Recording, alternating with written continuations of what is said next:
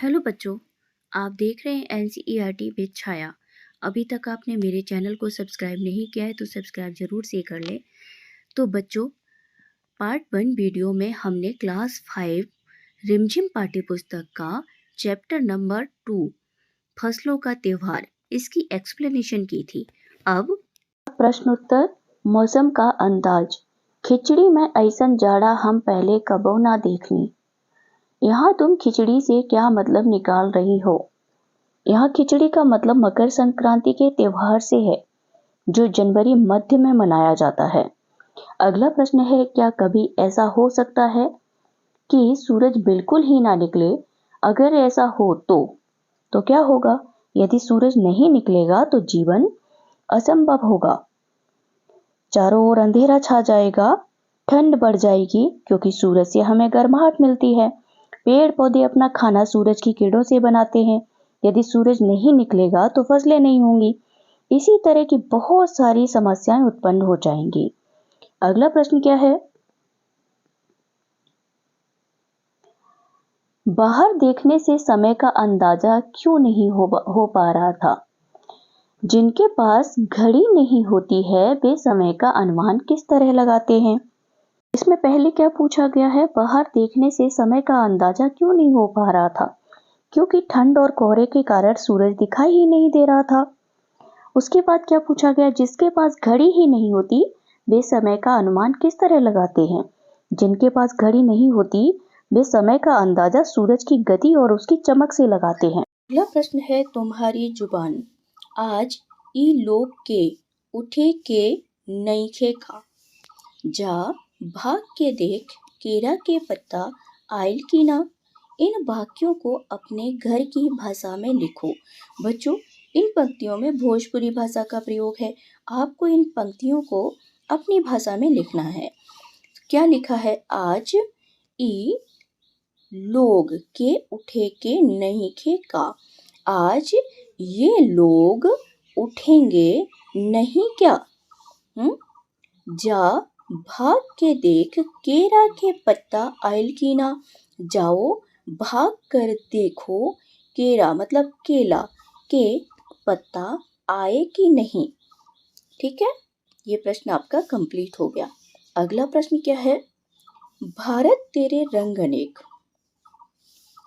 विविधता हमारे देश की पहचान है। फसलों के त्योहार हमारे देश के विविध रंग रूपों का एक उदाहरण है। नीचे विविधता के कुछ उदाहरण दिए गए हैं। 5-5 बच्चों का समूह एक एक उदाहरण ले और उस पर जानकारी इकट्ठी करे। जानकारी चित्र, फोटोग्राफ, कहानी, कविता, सूचनापरक सामग्री के रूप में हो सकती है। हर समूह इस जानकारी को कक्षा में प्रस्तुत करे। पहला क्या है? भाषा, भोजन, कपड़े, लोक कला, नया वर्ष, लोक संगीत। सबसे पहले भाषा की बात कर लेते हैं। भारत में अनेक भाषाएं बोली जाती हैं, जैसे गुजराती, मराठी, बंगाली, गढ़वाली, तमिल, उड़िया, नेपाली, कन्नड़, असमिया, सिंधी, मलयालम, हिंदी इत्यादि। उसके बाद कपड़े। लोग विविध प्रकार के कपड़े पहनते हैं। उदाहरण के लिए उत्तर भारत में सलवार कमीज, घाघरा चोली, कुर्ता पायजामा आदि पहने जाते हैं। बिहार, पश्चिम बंगाल और कई राज्यों में साड़ी पहनते हैं। उसी तरह दक्षिण भारत में केरला, तमिलनाडु में लुंगी पहनी जाती है। असम की बात करें तो असम की महिलाओं द्वारा पहनी जाने वाली पारंपरिक पोशाक मेखला चादोर कहा जाता है। नया वर्ष। हिंदी कैलेंडर के अनुसार नया वर्ष भिन्न भिन्न प्रदेशों में भिन्न भिन्न तरह से मनाया जाता है। जैसे पश्चिम बंगाल में पोहेला बैसाख बोलते हैं। आंध्र प्रदेश, कर्नाटक में लोग इसे उगादी बोलते हैं।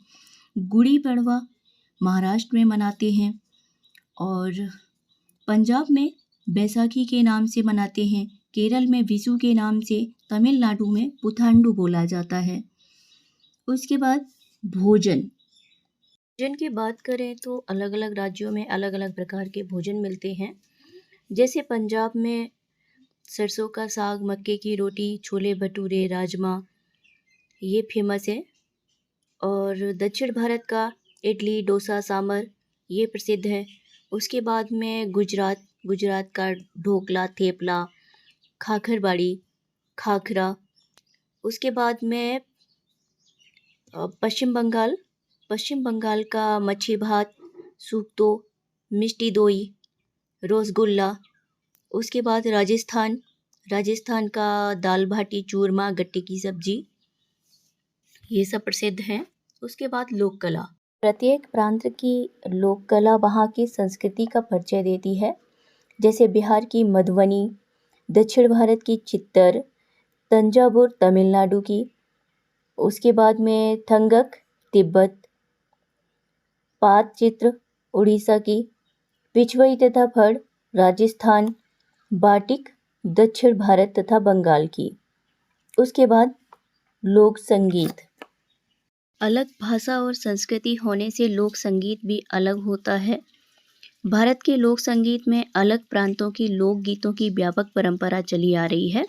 जैसे कि पंजाब का सोनी महिवाल, हीर राझा, और राजस्थान का ढोला मारू, और बिहार का विदेसिया, बुंदेलखंड का आला, उसके बाद में गुजरात का गरबा, उसके बाद में ब्रज का रसिया।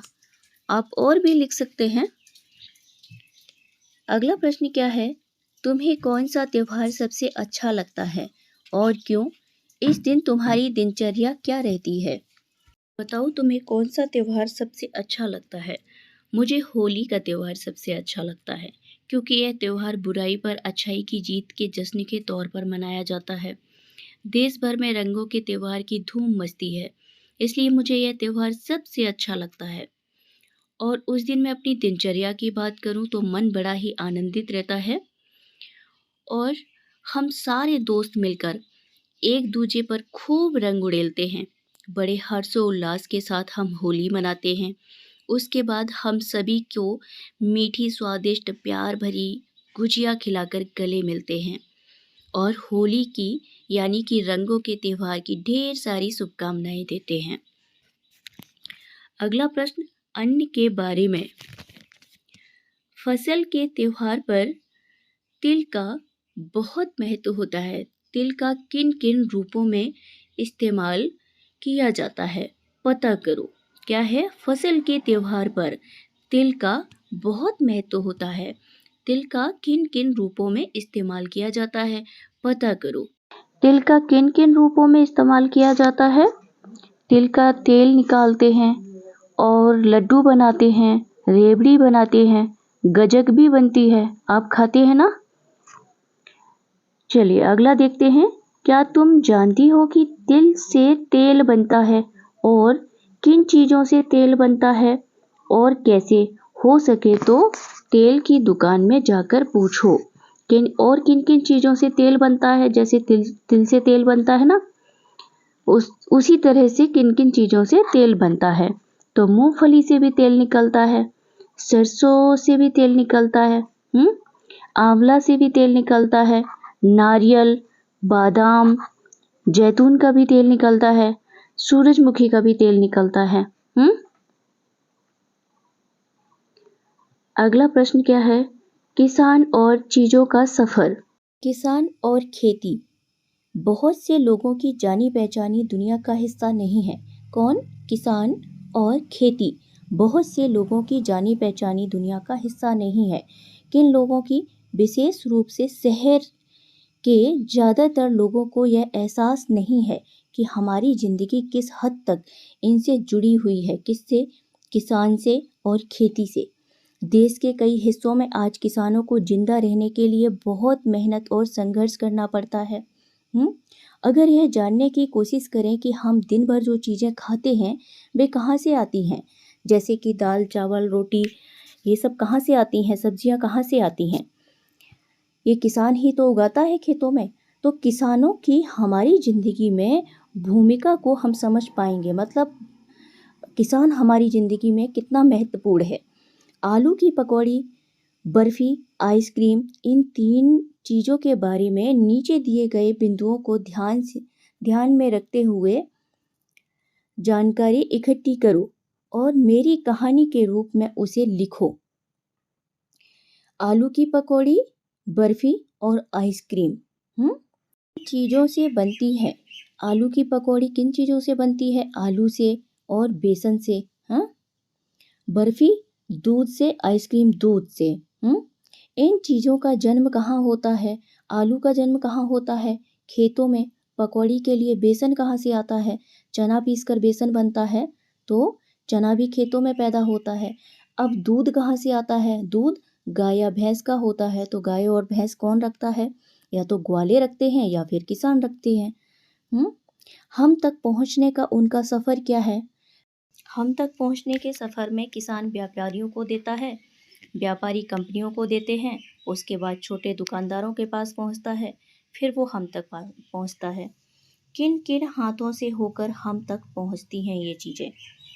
किसान के हाथ में होती हैं, उसके बाद में व्यापारियों के हाथ जाती हैं, फिर वो कंपनियों तक पहुँचती हैं, फिर कंपनियाँ दुकानदारों को देती हैं, उसके बाद वो हमारे हाथों तक आती हैं। इस पूरे सफ़र में किन लोगों की कितनी मेहनत लगती है? मेहनत तो भरपूर लगती है, क्योंकि किसान भी खेतों में बीज बोता है, उसके बाद में सिंचाई करता है, फिर फसल पकने का इंतज़ार करता है, कटाई करता है, ढोकर घरों में ले जाता है, फिर वो व्यापारियों को बेचता है, फिर वो कंपनियों में जाता है, उसके बाद कंपनियों में भी वहाँ पर वर्कर काम करते हैं, सभी की मेहनत लगती है। इन लोगों में से किसको कितना मुनाफा मिलता है? सबसे ज़्यादा मुनाफा कंपनियों को मिलता है। किसको मिलता है? कंपनियों को। अगले वर्ष कक्षा 6 में सामाजिक एवं राजनीतिक जीवन के बारे में पढ़ोगी, तो ऊपर लिखे सफ़र में शामिल लोगों की दिनचर्या पता करने का मौका भी मिलेगा। ये तो आप अगले वर्ष पढ़ेंगे। उसके बाद खास पकवान। गया शहर तिलकुट के लिए भी प्रसिद्ध है। हमारे देश में छोटी बड़ी ऐसी कई जगह हैं जो अपने खास पकवान के लिए मशहूर हैं। अपने परिवार के लोगों से पता करके उनके बारे में बताओ। गया शहर तिलकुट के लिए प्रसिद्ध है, तो इस तरह के कौन कौन से शहर किस चीज़ के लिए प्रसिद्ध हैं? आगरा पेठे के लिए प्रसिद्ध है। मैसूर मैसूर पाक के लिए, और बंगाल रसगुल्ला के लिए। बंगाल का रसगुल्ला खाया ना आपने?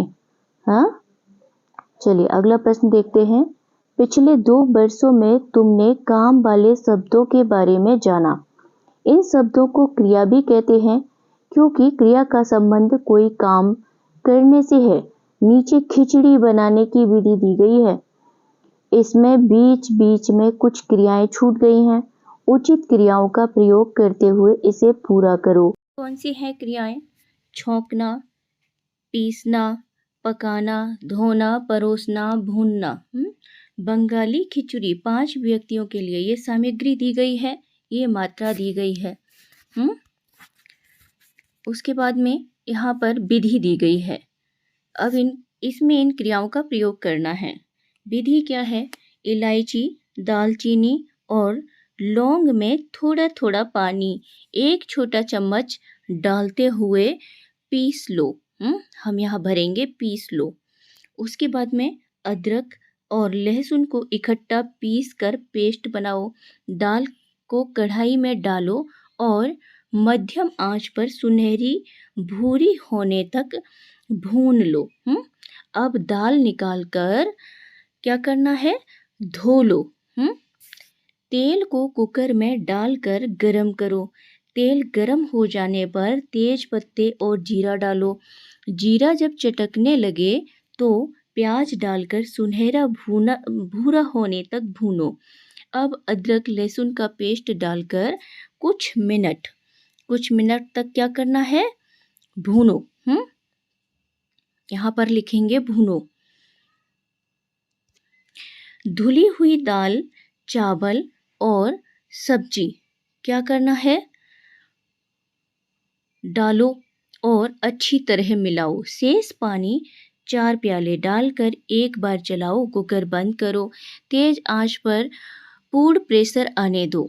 अब आंच कम करके 4 मिनट तक क्या करना है? पकाओ। 4 मिनट तक पकाना है। उसके बाद में भाप निकल जाने पर कुकर खोलो, मसालों का पेस्ट मिलाओ, खिचड़ी पर घी, हींग, जीरा, साबुत लाल मिर्च से क्या करना है, छौंक लगाना है। फिर यहाँ पर क्या करेंगे, छौंकेंगे, हाँ, छौंक कर परोसेंगे गर्मा गर्म। छुट्टी के दिन घर में ऐसी खिचड़ी बनाने में बड़ों की मदद करो। खाने से जुड़ी कुछ अन्य क्रियाएं भी सोचो। आपके प्रश्न उत्तर सारे कंप्लीट हो गए हैं। उम्मीद है आपको समझ में आ गए होंगे। मिलेंगे नेक्स्ट वीडियो में नेक्स्ट चैप्टर के साथ।